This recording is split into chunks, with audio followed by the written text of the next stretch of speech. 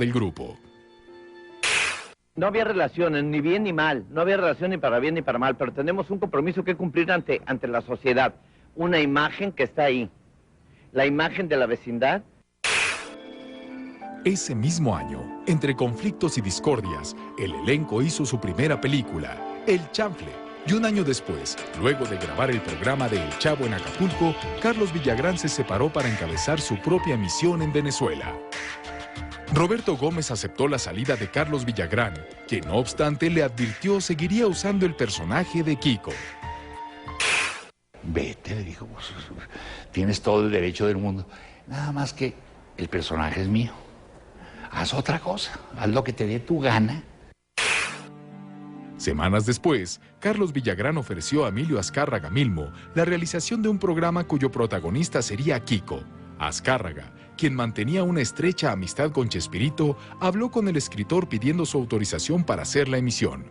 Gómez Bolaños aceptó, siempre y cuando se incluyera en el programa la leyenda "Agradecemos a Roberto Gómez Bolaños su autorización para usar el personaje de Kiko, que es de él".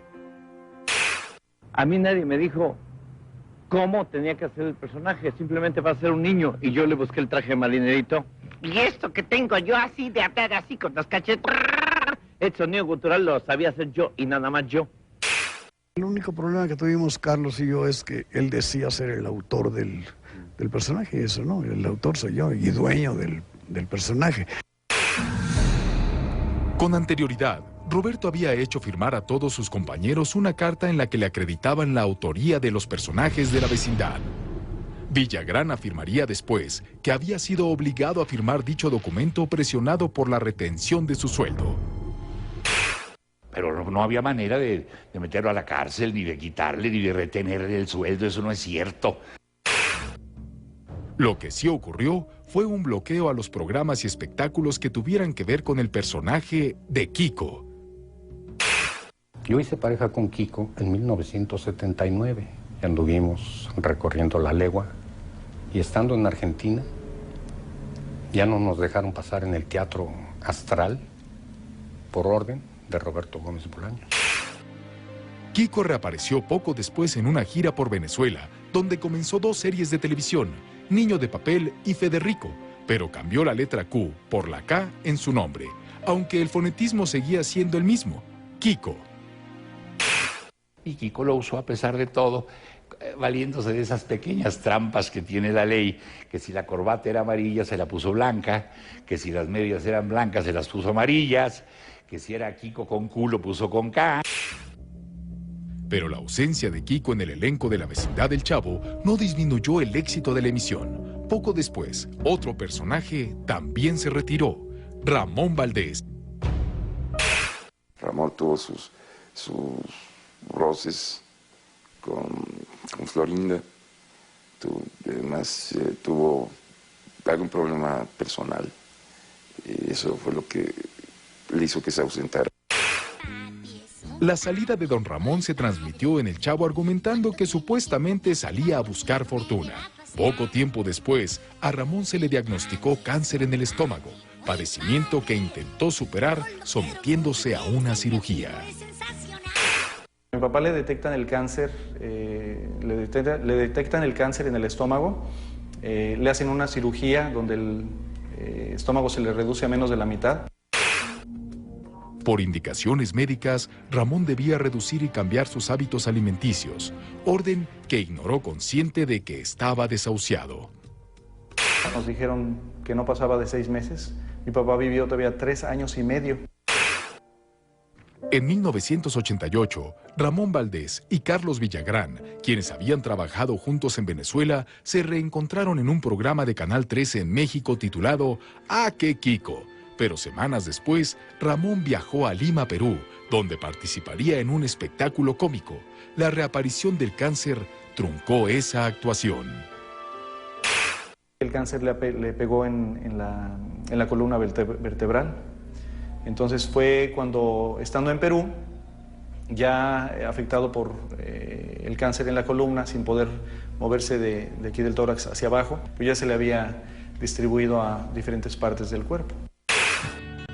Con fuertes dolores físicos, el 9 de agosto de ese mismo año, Ramón Valdés murió derrotado por el cáncer que del estómago se le expandió a la columna vertebral. Para sustituir la ausencia de don Ramón en la vecindad, Roberto creó un tierno viejecito de nombre Jaimito, cartero de profesión y oriundo de Tangamandapio, Michoacán, que interpretó Raúl, el Chato Padilla. Entonces un día le invitó Chespirito y mi papá se presentó como Jaimito el cartero y le gustó mucho a Roberto.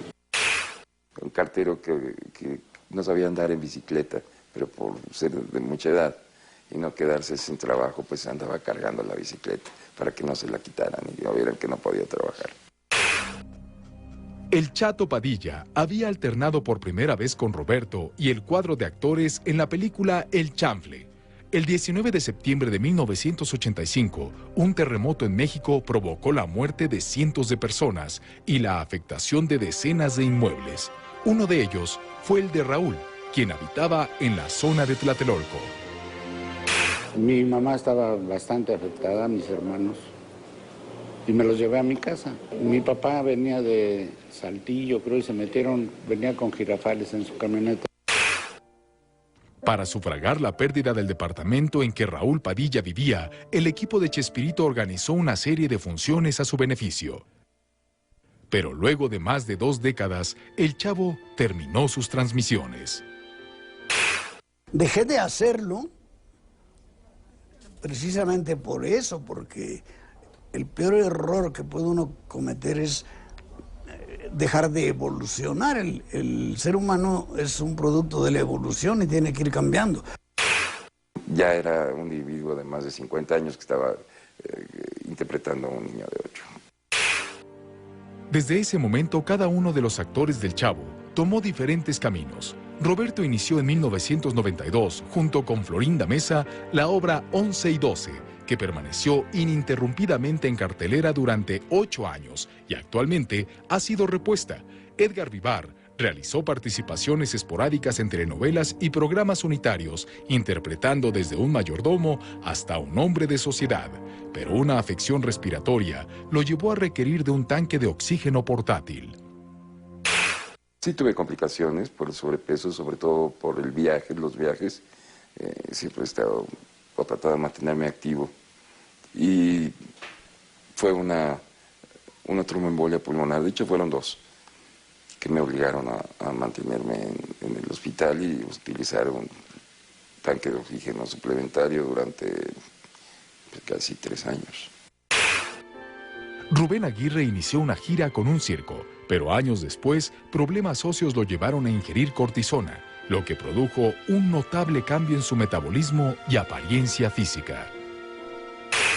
Yo empecé a sentir unos dolores articulares, una especie de artritis, Y un mal médico me recetó cortisona en exceso.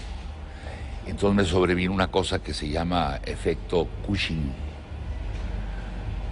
o síndrome de Cushing, no sé cómo. Eso significa una